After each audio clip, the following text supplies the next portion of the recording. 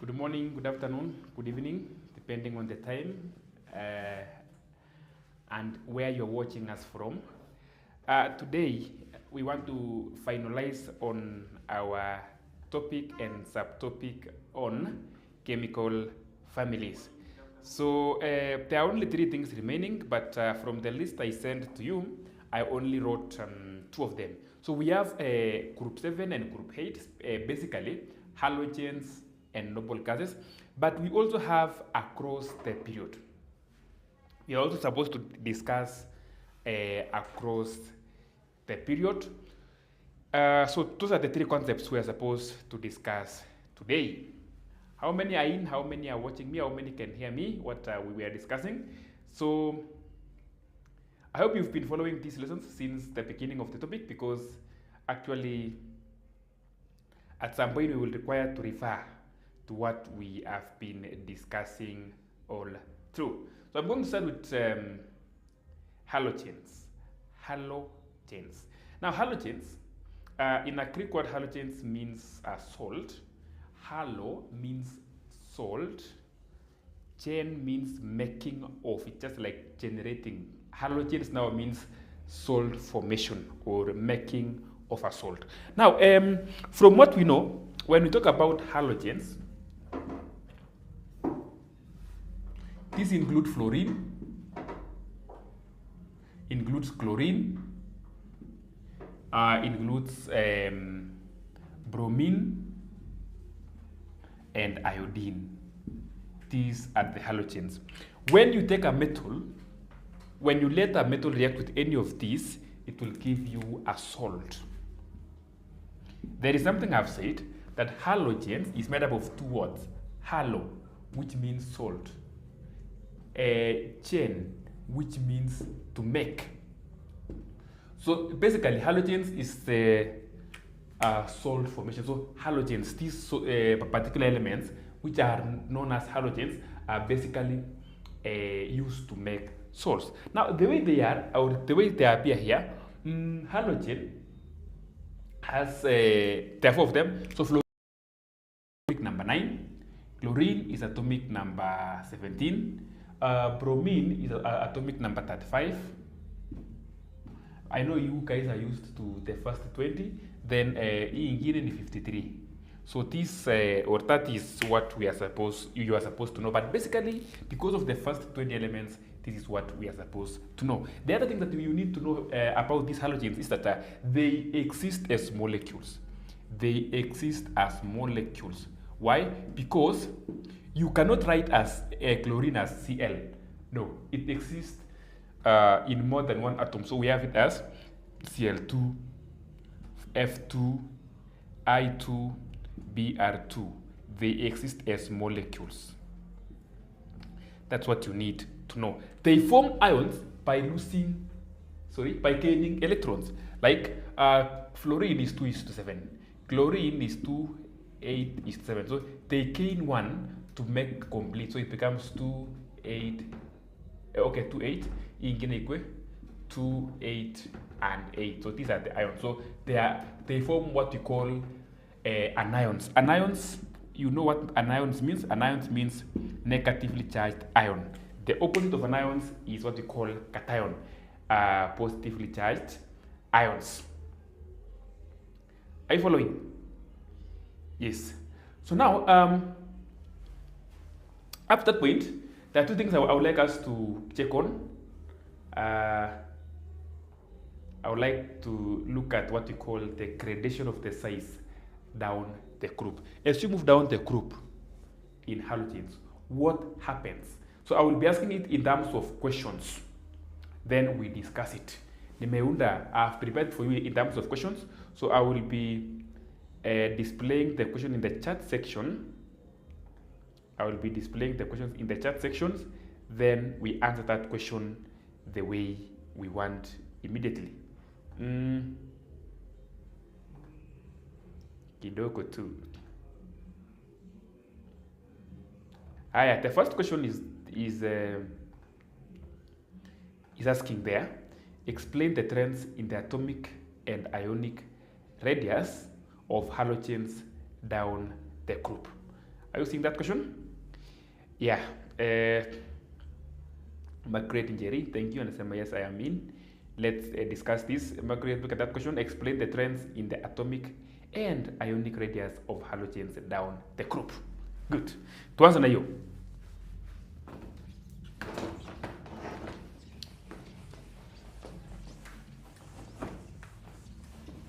Let's start with that one. Si lazima utype hapo, lakini if you can, you do it. Hey. What do you think, or how do you think is the trend of the atomic and ionic radius of halogens down the group? We are using the same concept we used in group 1, in group 2, and it can be used in all the other groups. So what is there is, if this is the trend,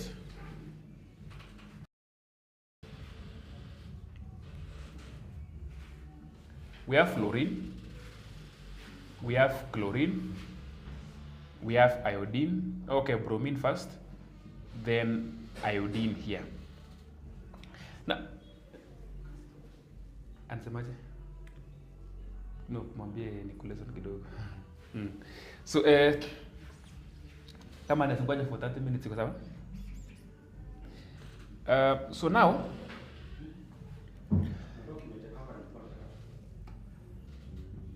so the trend in terms of size is how does it work?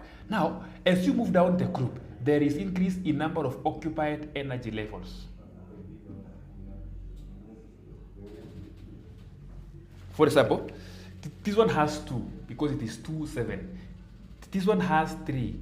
As you move, I'm not telling you the energy levels of this, but they are more than for this because beyond 20, it does not follow the issue of 2, 8, 8. No, it becomes 2, 18, 18, ikisonga mbele huko. So as you move down the group, there is increase in atomic size. There is increase in atomic size. At the same time, as you move down the group, there is increase in ionic radius and ionic size because of the same reason. Yes. Now, that is the first question. We can, unless kama kuna mtu akona swali, you can ask. I want to move to something else. Yes. Hii nilikuwa once again ask it. When I was mentioning something, nikasema kuna swali hapa nataka niulizie kidogo. The question reads, how do the atomic radius of the halogens compare with their ionic radius? Well, how do they compare with the ionic radius? Hii nayo nataka mshike vizuri. It's my third time explaining it. Let me explain it once again because this is the right place to explain that. How do the atomic radius of halogens compare with their ionic radius?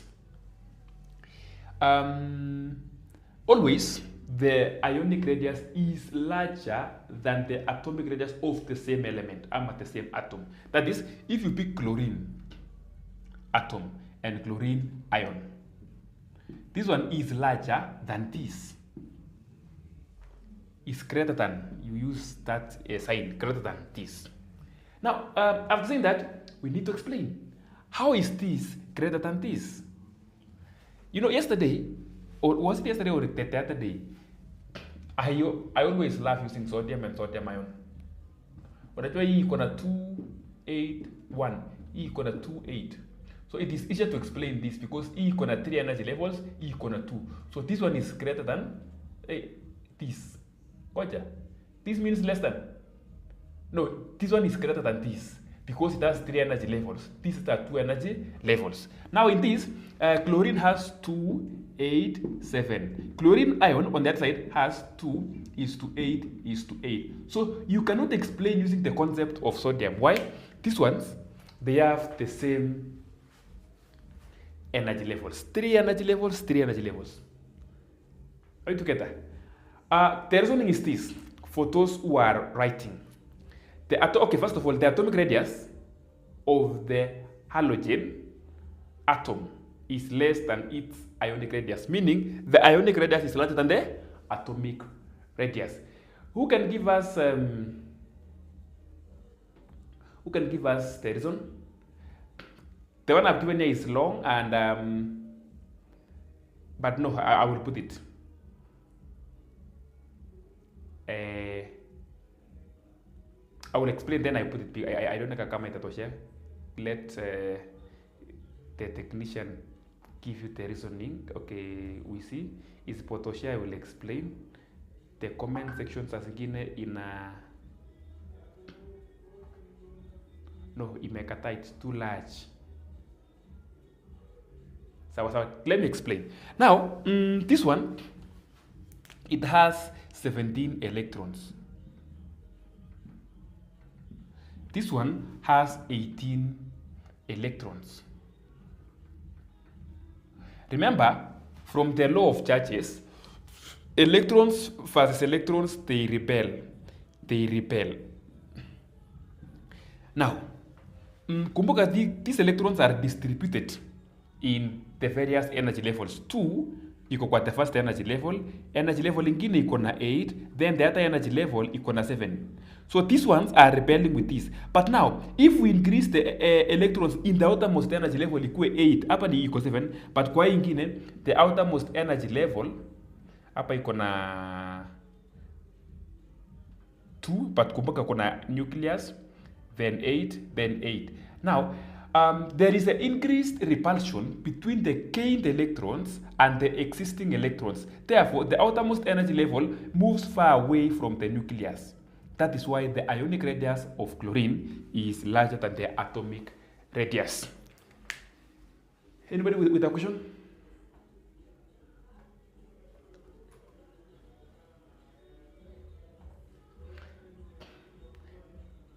Yeah, there's something I've given there.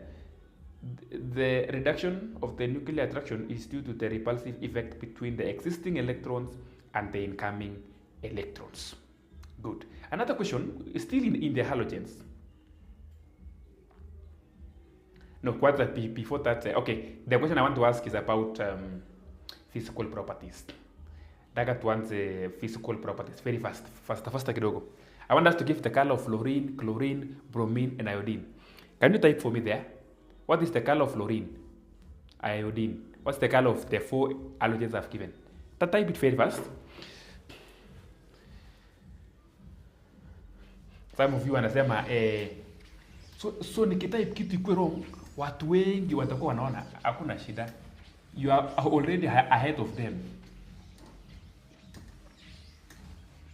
You're already ahead of them because you are in a lesson, they are not in a lesson.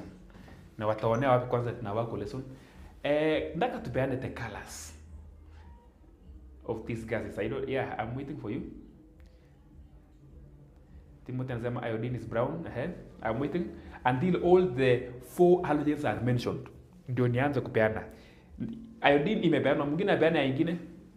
Yesterday I mentioned the 2 colors. I mean the color of chlorine and fluorine, by the way.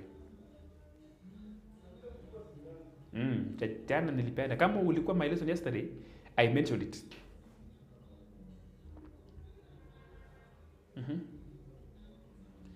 Njeri amesema fluorine is pale yellow.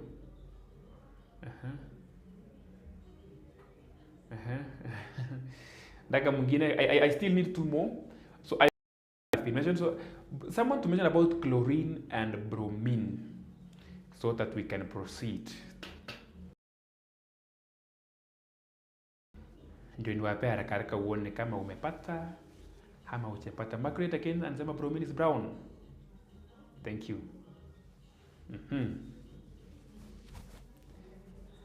Ya mwisho kabisa, chlorine.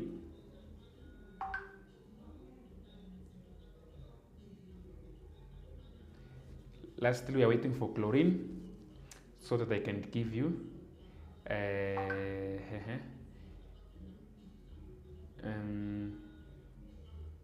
someone is saying, Nasir is saying fluorine is pale yellow. Okay, I can see very many answers. That's great, that's great, that's great. Now, listen, very fast. Irene, ujue kama umepata ama hujapata. Fluorine is pale yellow. Yes. Chlorine is, now I'm giving you this, then I will explain green, yellow.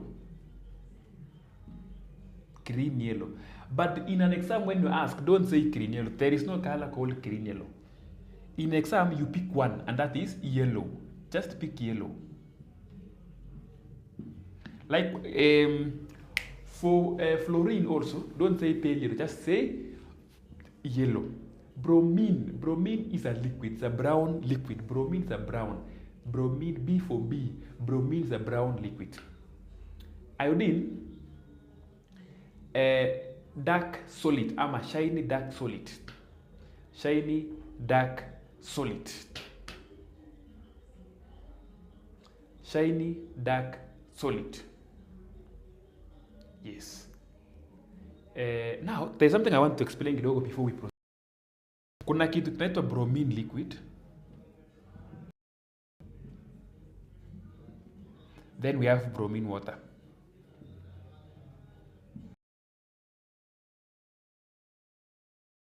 Bromine liquid is brown. Bromine water is yellow. Don't confuse the two. Bromine water is bromine which water have been added to it. It changes from brown to yellow. Yes, so you don't confuse the two. Good. Thank you for all those replies, Margaret and Timothy. Sawa. As you move down the group, what is the trend of melting point and boiling point down the group? What is the trend of melting point and boiling point down the group?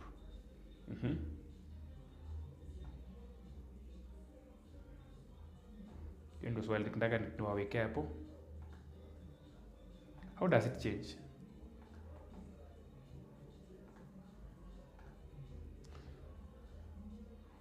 Explain the trends in the melting and boiling points of halogens down the group. Kuelewa hii kitu haraka inakuwa rahisi. Fluorine is a gas. Chlorine is a gas. Bromine a gas to a liquid to a solid.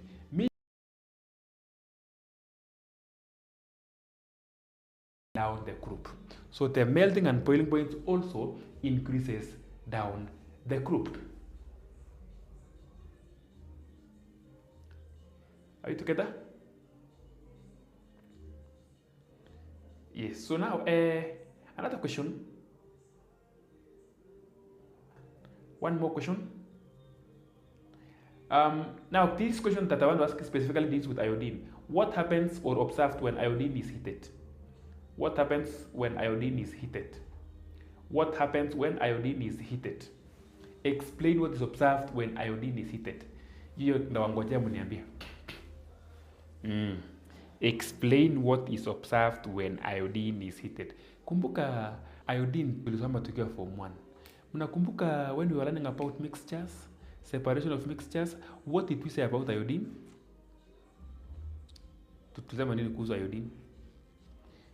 Njeri anasema it sublimes. Well, it sublimes. But what do you observe? Sublimation is a general statement, Jerry. Now, what will I see?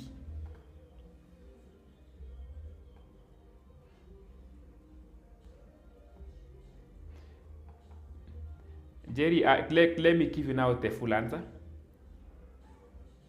Check on my chart. Inasema hivi. Njeri sasa umeongea vizuri. Iodine sublimes when heated to form a purple fiber. This is because the particles are held by weak forces which require little energy to break. That's what I wanted you to tell me. What your eyes can see. Are you together now, Njeri? And that is good. Aya.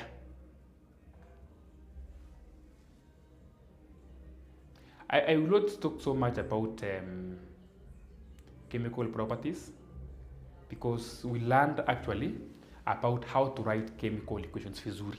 If I repeat the same thing, it's again like we are repeating ourselves. So you that write the following chemical equations. Any equation, any reaction that chlorine can participate in or at makes that one a chemical property.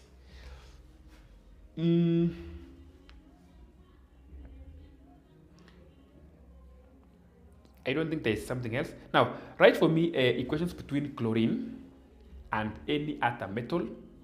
Between chlorine and any other metal. You know very many metals, but you can just come on the chlorine, pick one metal. Fluorine, pick another different metal. Likewise to bromine and iodine. So that at least tushike venye inafaa ikue. Aya. I hope we were together. Number 2,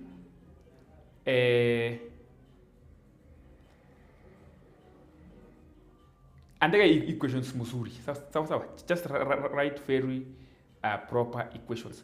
Now, as you are writing those equations, there is this question here. What is the order of reactivity of halogens? What is the order? I'm placing that question up on chat. What is the order of the reactivity of halogens? That is, how do they react? Which one reacts faster than the other one? Hiyo mtaniambia. Down the group, does it increase or decrease?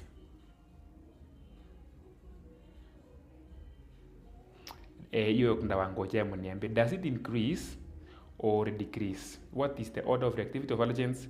And you're told to explain.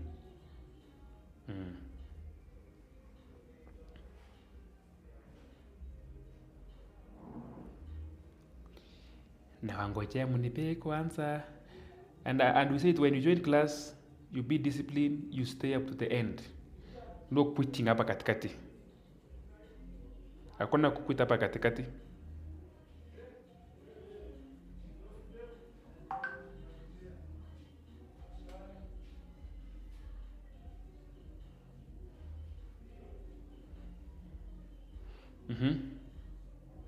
Sawa. 1 minute remaining for those who are still typing.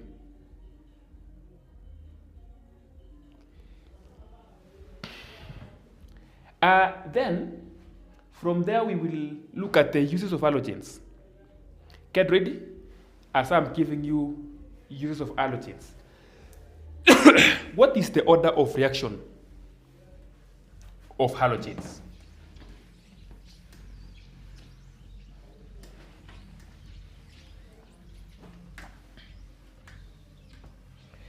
Kuna kitu nataka kukwambia kwamba as the atomic size increases in halogens, the forces of attraction also increases. That is why we start from a gas to a solid.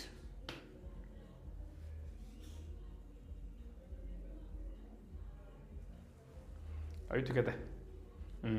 So as you are moving from fluorine, ukienda chlorine, uende iodine, and then hapo jini kidogo ukutane na bromine. Okay, it's bromine then iodine.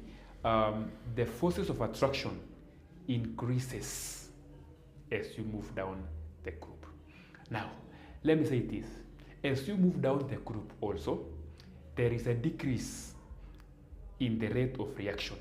Meaning, the one that is above, that is fluorine, is more reactive than all the others down the group.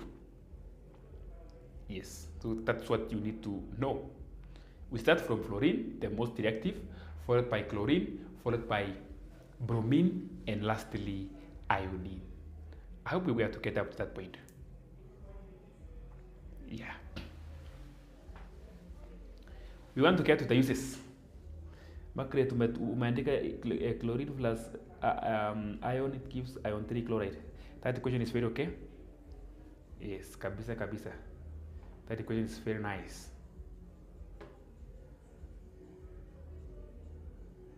Yes.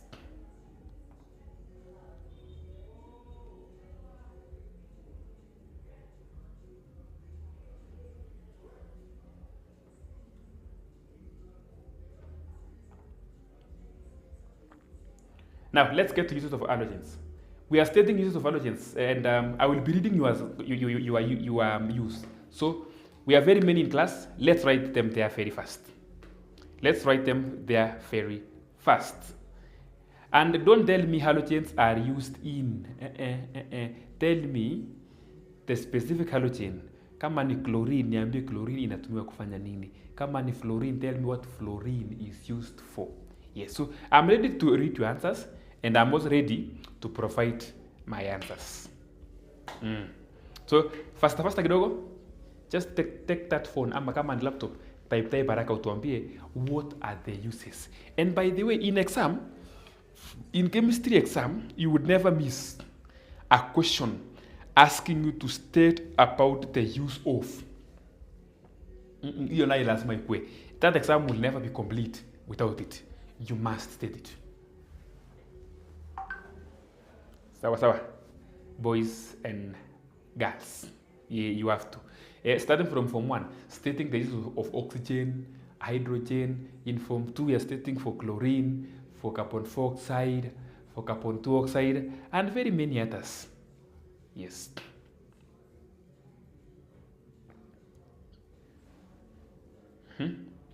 Let me see whether you guys are giving me answers or not. Wesley, you're asking why is fluorine the most reactive halogen? Can you say because? Can you say because it has high electron affinity than the others? Because it has high electron affinity than the others. Mashika Wesley? Yes.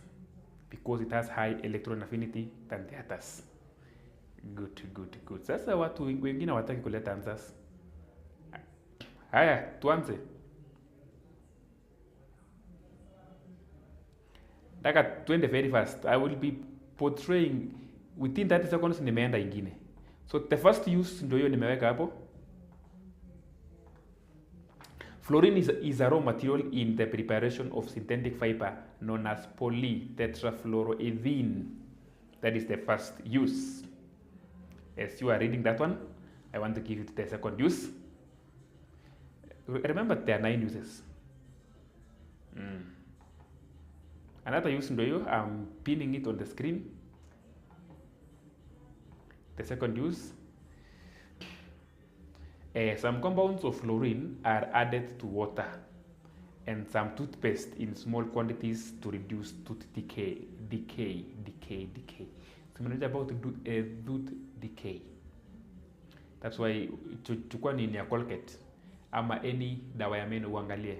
Fluorine is a part of the compound that is placed there.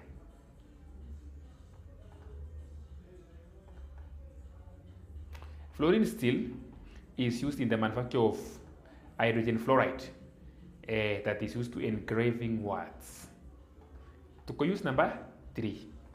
Sawa? Fluorine is used to manufacture of hydrogen fluoride that is used to engrave words of pictures on glass. You've seen this in buildings where decoration has been done. Daka nishike 2 uses safari moja. I want to paste 2 uses safari moja to save time. Number 4 and number 5. If you are writing, usiandike ni kama mikono yako yote ni ya left. Andika very fast. So number 4, chlorine is used to make bleaches used in paper pulp and textile industries. And then chlorine is added to water to kill microorganisms in water treatment works. Tuko number 5. So 26, 7, 8, and 9. Uses of halogens. Unaona kama ni kwa haraka sana? You will refer to the video later on.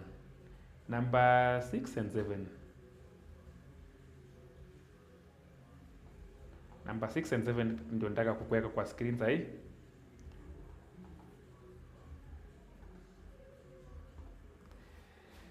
The use number 6 is chlorine is used in the manufacture of plastic known as polyvinyl chloride, PVC. Ukifika form 3 kuna topic ya chlorine, network chlorine and its compounds. You will study about that one. Chlorine is used in the large scale manufacture of hydrochloric acid. The same you will study in that particular topic.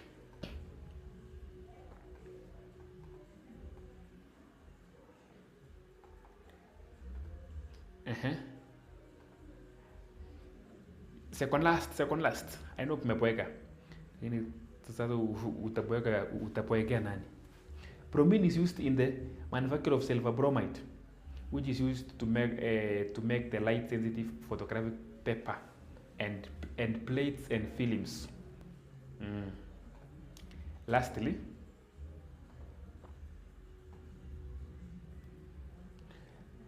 ya mwisho, alafu tuende, kuna assignment fulani kitaka kuwapea kidogo about halogens.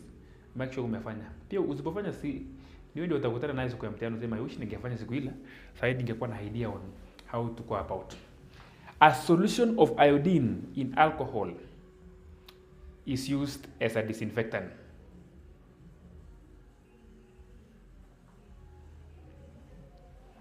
Margaret, what's your question? Why do we not have live audio? You want to, instead of typing, you want to comment live. That one, it will disturb you because it means that you will require to have, it will be hard for you, Jerry.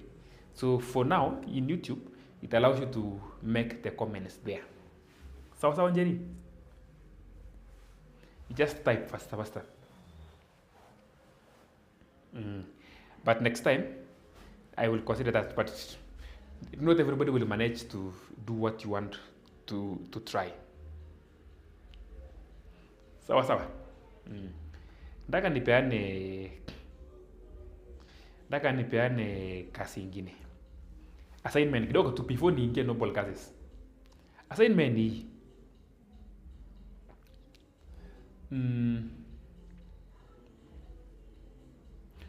Chlorine plus water. React chlorine plus water.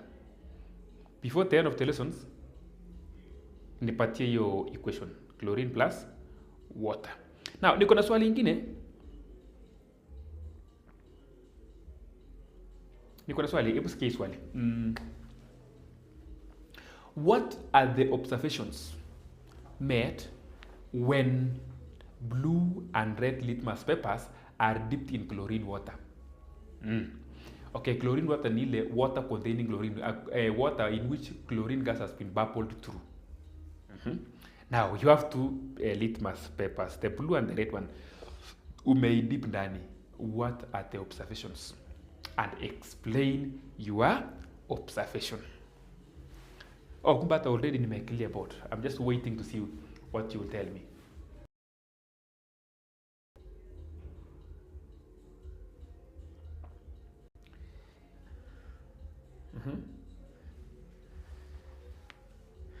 If you can hear me, please answer me very fast.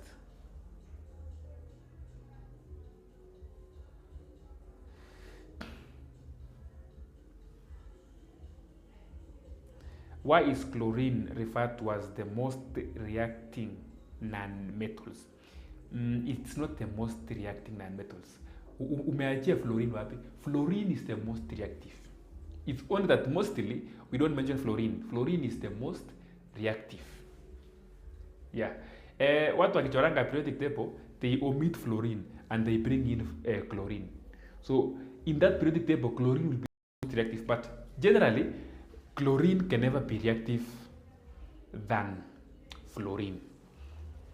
Yes. Kisumu County, anasema I know not good enough in the class, but with time you will make me pull up my socks. So don't worry. You will make it. So you will really make it. No, in fact, we encourage you. We always study chemistry in 4 channels. We alternate 2 of them. We alternate shifting grades and mathematics guru. But the ones which are always on is Ambassador Speaks and Mickey Slate Media. So follow it daily and you will grow your chemistry knowledge. I'm here to help you. Just daily, have your bundles. Ingianga Shifting Grades, Ingia Ambassador Speaks, Mickey Slate Media, and the Mathematics Guru. It's called Edwin, the Mathematics Guru. So those 4 channels will help you grow. And if you are in need of any question, talk to the Shifting Grades or talk to myself. I will see what to do with you. Now, I'm asking a very simple question, but that no one wants to answer it. I don't know why. Nauliza swali. Marley, nakuanga huku kila siku. Every day. Sawa sawa Marley.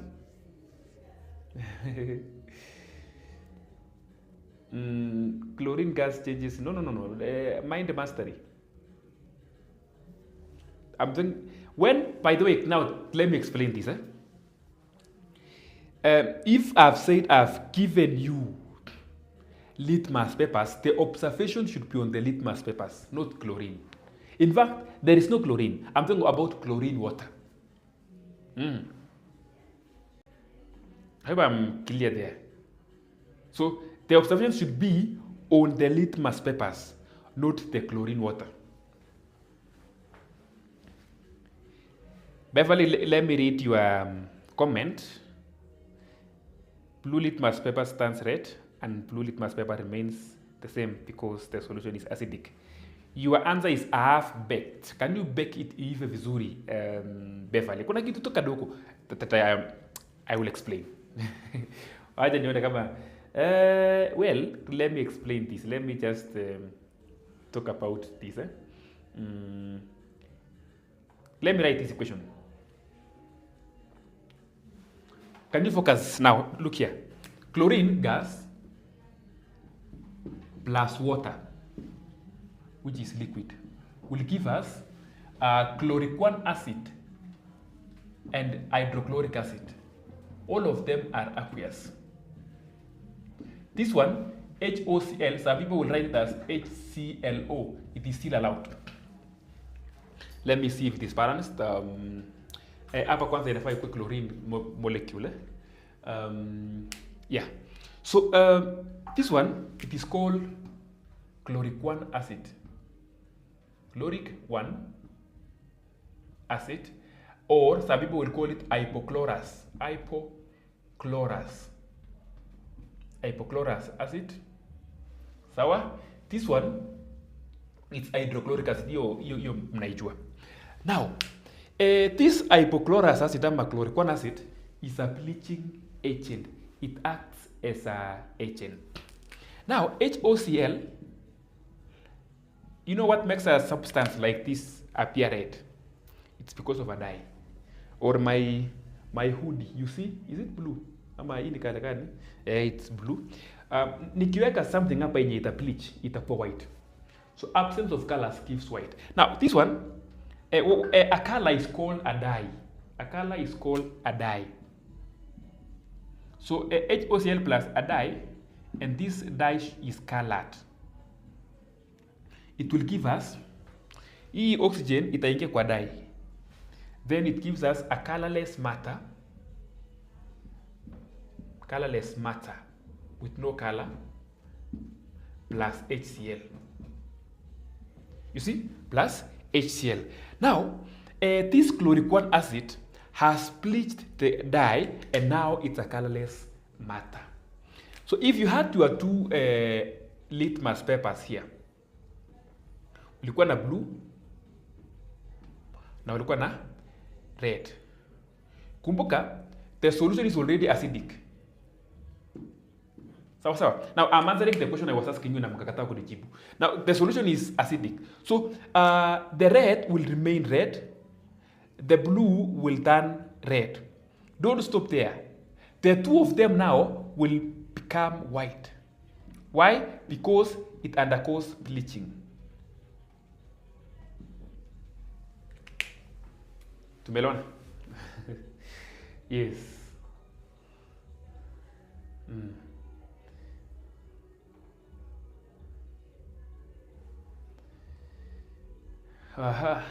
There those red litmus paper bleaches. Check on your spelling, Mulat Nasir.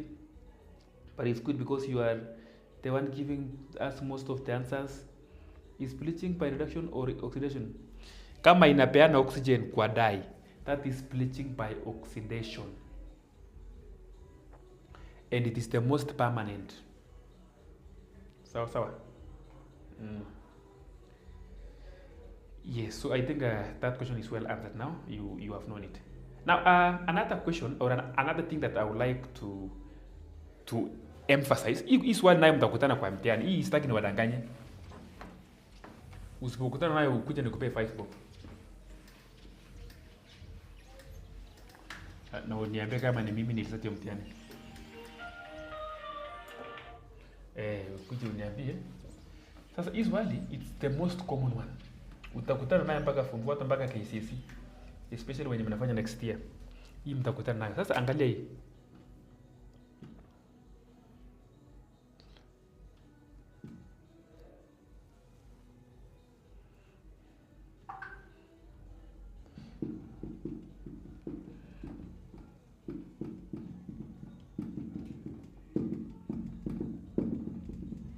This is chlorine water. Sawa? This is chlorine water. Then we have sunlight. Either iandikwe sunlight ama iandikwe UV rays. UV rays na maana nini in full? Hiyo naye kama hujui ndakutuanga sasa. So the question is draw another setup at the end of the day. Draw another setup at the end of the day, then explain. Remember, if you leave this in a dark room, there will be no observation. So after one day, this is what will happen.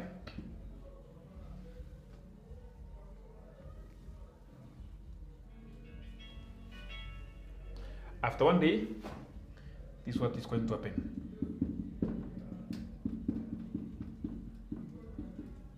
There is a space created there, and there is a gas Y.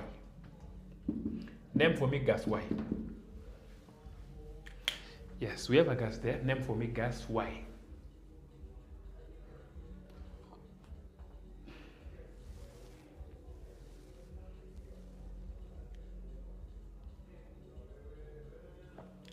Name for me gas Y.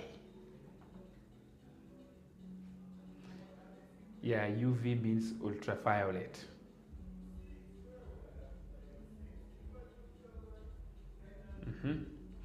What's gas Y?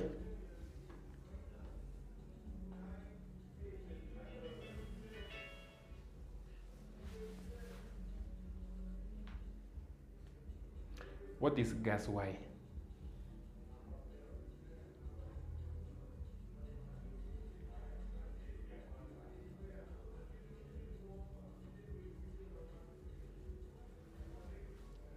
Mkiniambia tutaendelea, msiponiambia sasa mtaniambia mnataka aje. Ndio tuingie kitu inaitwa noble gases.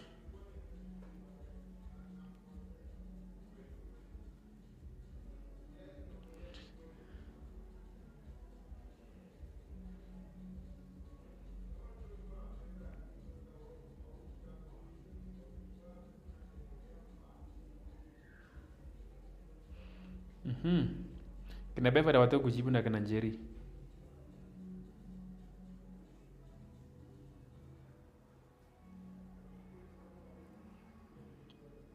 Mnatakaje kwani?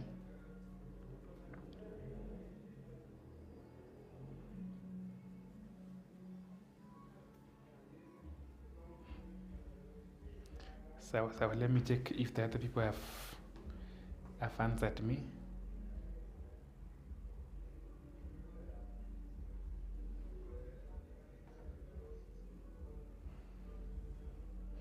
Oxygen gas, yes, kuna watu wamesema oxygen gas.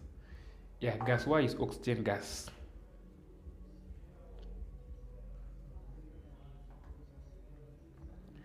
Gas Y is oxygen gas. Good. Now, let's look at, unless kama uko na swali, I want us to look at the noble gases very fast. Our time is moving on, and I have only 10 minutes. I would like to look at the noble gases. Noble gases hata ina maneno mingi. Trust me, within the 10 minutes, tutakuwa tumemalizana nayo. Noble gases, group 8. These gases are referred to as the most unreactive because they are stable. They do not gain or lose electrons. And remember, for a substance to gain and lose electrons, it must I mean, for a substance to react, it must be losing or gaining electrons. Now, these ones, they do not gain or lose electrons. Now, iko na electron arrangement of 2, 8, and 2, 8, 8. They are known as the noble gases. Group what? Group 8.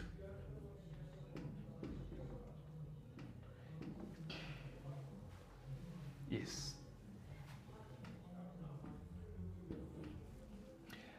These ones include helium. This is now helium. These ones are the ones used in bulbs. Helium, neon. Then we have argon, and now beyond here, huku chini tuko na zingine zinaitwa xenon and krypton. But for you guys, stick to those three for now. These are the other members. Yes, they are complete. This one cannot gain. It cannot lose. It cannot gain. It cannot lose. All these because they are complete. Iko na kitu inaitwa duplet rule. Iko na octet rule, meaning they are complete having 8 in the outermost energy level. This one is complete having 2. Yes. Concerning these gases, okay, I will not give you what do we call? I will not give you the chemical properties because they do not react. But kitu moja nataka nikwambie, the other gases are molecules. Unajua ukiandika hydrogen unaandikanga hivi. Ukiandika nitrogen unaandikanga hivi. Oxygen inakaanga hivi. Chlorine inakaanga hivi. Fluorine inakaanga hivi. These ones, ukiandikanga helium unaandikanga helium hivi. Kama ni neon hivyo. Kama ni argon ni AR. Haina maneno mingi ati. These one they exist as monoatomic gases. Monoatomic gases. Right together. Alafu, the other thing is they are colorless. All these, they are colorless. Sawa, they are colorless. As you move down the group, there is an increase in the size of the atom. Why? Because of increase in the number of occupied energy levels. Sawa. What else? Xenon.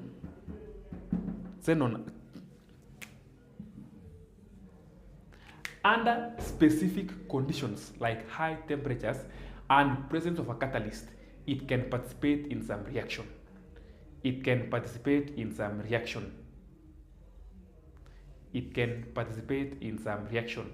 Did I tell what about the explanation of the diagram? Oh, I did not explain the diagram. Yeah, oxygen. I will explain. You need to explain.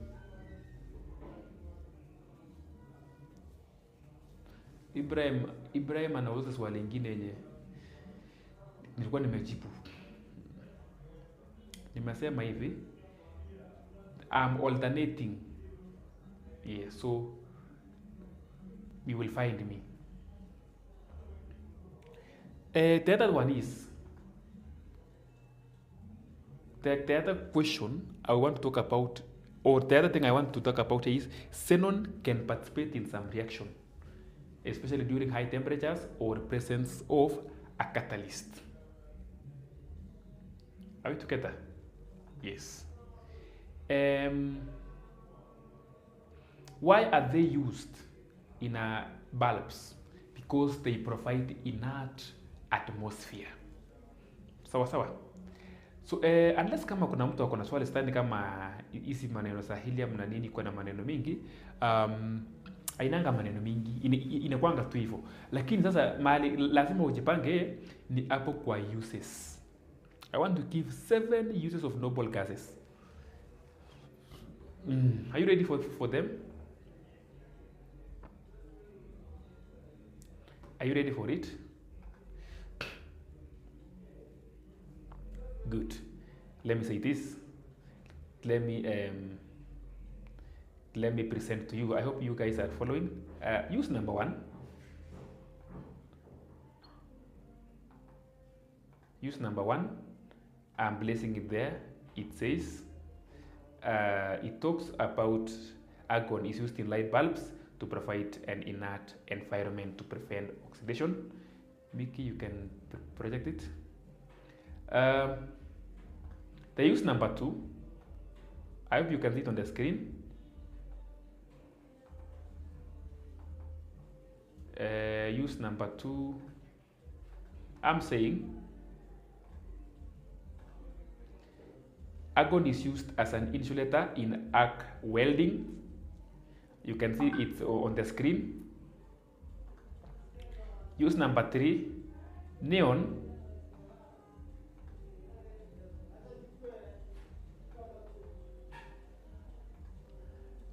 Neon is used in the street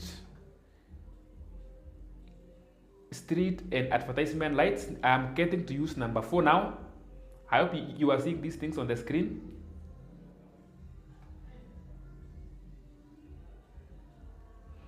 No, not gonna go screen. I hope you are seeing them on the screen. I'm getting to use number 4.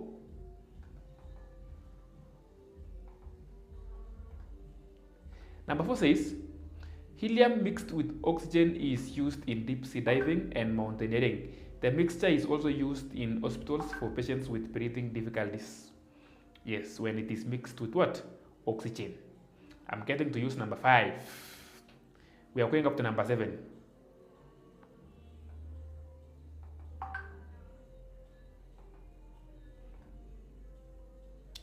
Use number 7.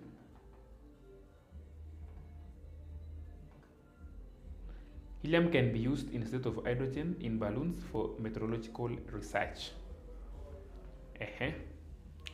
Last, not lastly, second last.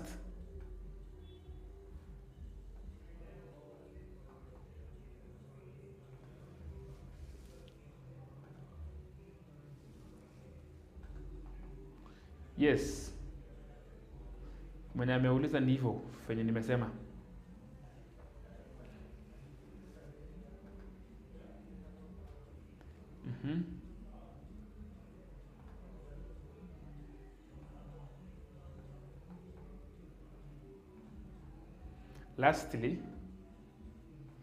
Lastly ndio hiyo. It says that liquid helium is used to keep certain metal alloys at temperatures low enough for them to become superconductors. Good. Unless kama uko na swali, I want to talk about what we are going to discuss tomorrow. Properties and trends across period 3. That's what we are going to discuss tomorrow. Whatever hiyo kenye nimeweka hapo kwa chat, nimesema properties and trends across the period, ama period 3 actually. Specifically, that is what we are going to see tomorrow from 3 p.m. to 4 p.m. So keep following our channels. We have 4 of them. We have Ambassador Speaks YouTube. If you have not subscribed to it, please go there, subscribe, share with others. We have over 200 chemistry lessons there, and physics lessons, and academic talks. Yes. Also go to Mixlet Media, follow it. Number 3, go to Shifting Grades online school, you follow it. Number 4, go to the Mathematics Guru.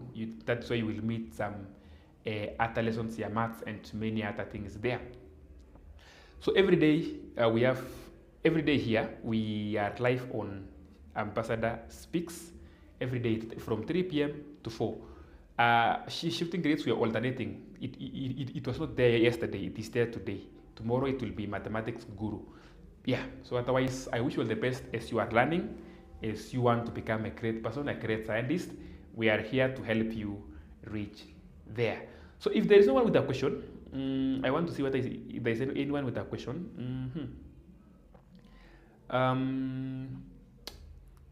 I am giving out 1 minute. If you have any question, please type there very fast. Nikujibu sai. before we end and before we get out. First of all, where are you watching me from? By the way, I want us to appreciate our chemistry in the chat box. Niambie, teacher, and from which school?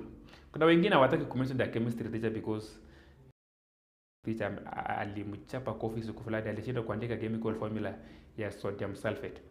Mwalimu akamwambia hii naye lazima utajua, kamweka slap. So who is your chemistry teacher?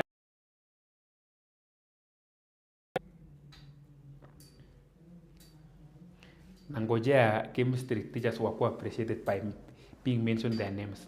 And the school, by the way, and together with the school, tuambie, which school are you coming from?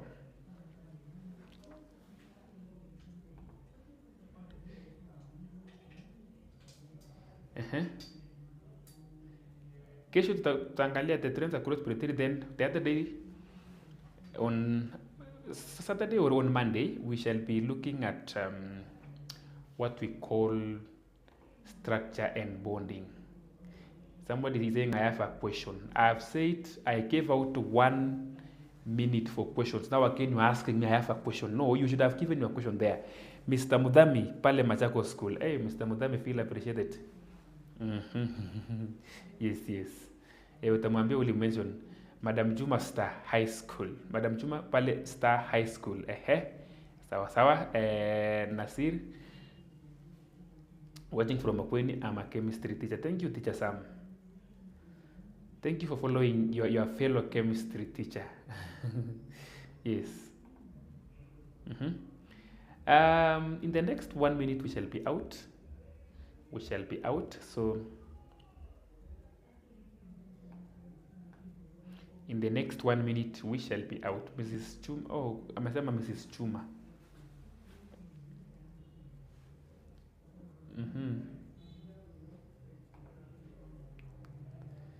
Wow, I'm so grateful for following us.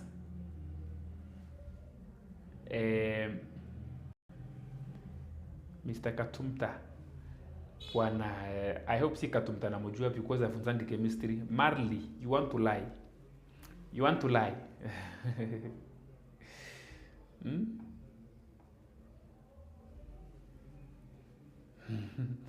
Mr. Francis, pale Anista High School. Marley inspired by ungesema hivyo sasa, inspired by Katumta. Good. Now I'm getting you. Sawa. So Mr. M Amin Nep Girls. Mr. M Amin Nep Girls. Imfikie Mr. Amin. Kuna wengine wataki kumention walimu wao. Marley, huyo wa shifting grade. Tumekuelewa kitambo sana Marley. Tumekupata kabisa. So